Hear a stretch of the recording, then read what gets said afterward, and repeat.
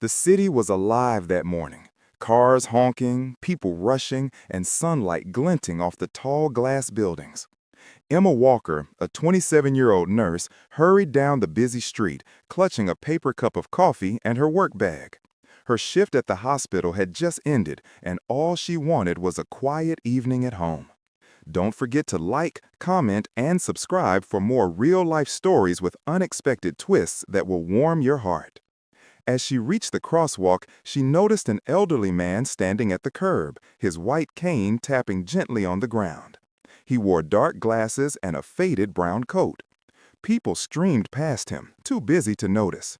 The light changed, cars slowed, and yet the man remained still, hesitant, uncertain. Emma didn't think twice. She walked up to him and said softly, "Sir, would you like some help crossing the street?" The man turned toward her voice and smiled faintly. "Ah, yes. Thank you, young lady. It's always a little tricky finding the right timing here." "Don't worry," Emma said kindly, offering her arm. "I've got you." Together, they crossed slowly, step by careful step. The man introduced himself as Mr. Lewis. His voice was calm, his manner gentle, and though he couldn't see the world, it seemed as though he could feel its goodness. When they reached the other side, he said, "You have a kind heart. The world needs more people like you." Emma smiled. "It's nothing really, just happy to help." But Mr. Lewis shook his head, as if seeing something she couldn't. "Kindness," he said softly, "is never nothing. It always finds its way back, one way or another."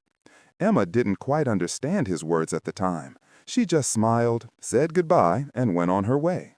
That evening, the sky turned crimson as the sun dipped below the horizon. Emma was home, curled up on her couch with a blanket and her favorite book. The day had been long, but peaceful. Until it wasn't. A faint smell of smoke made her look up. She frowned, sniffing the air. Maybe someone was cooking? But then she heard shouting from the hallway. "Fire! Fire! Get out!" Emma's heart pounded. She ran to the door, opened it, and saw thick black smoke rolling through the corridor.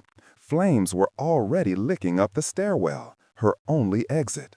"Help! Somebody help!" she cried. But the hallway was chaos. Neighbors rushed past, some coughing, others screaming. The fire spread fast, faster than anyone could imagine. Emma covered her mouth with her sleeve and tried to find another way out. But the smoke grew thicker. Her eyes stung, her lungs burned. She stumbled back into her apartment, desperate, terrified. She dropped to the floor, coughing, gasping for air.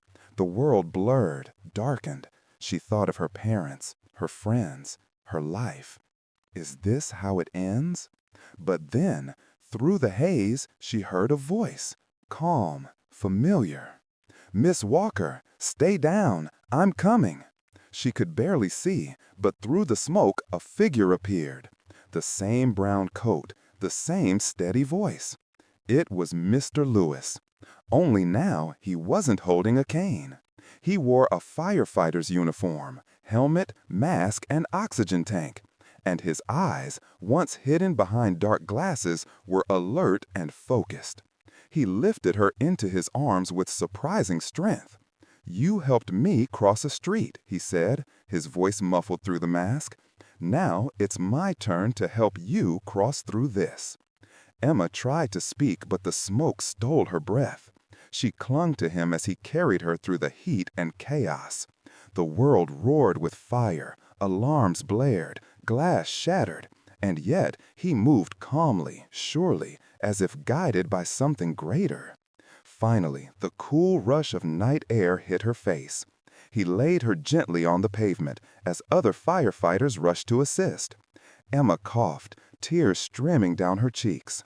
She looked up at him, exhausted, trembling, and whispered, You can see?" He removed his helmet, and his eyes glistened in the firelight. "Not completely," he said softly. "I lost most of my sight years ago. But when I heard the call about this building, something told me I had to come." Emma was stunned. "You saved my life." He smiled faintly. "No, you saved mine first. You reminded me that people still care.